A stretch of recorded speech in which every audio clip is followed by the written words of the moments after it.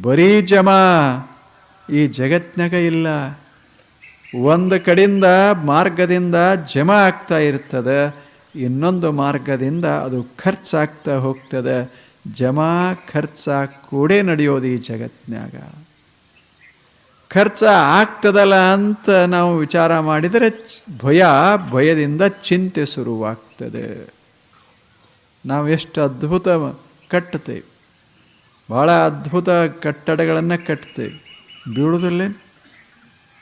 ಬೀಳುವುದಲ್ಲೇನು ಕಟ್ಟಡಗಳು, ಎಂಥೆಂಥ ಕಟ್ಟಡಗಳೇ ಉರುಳಿ ಹೋಗ್ಯಾವ.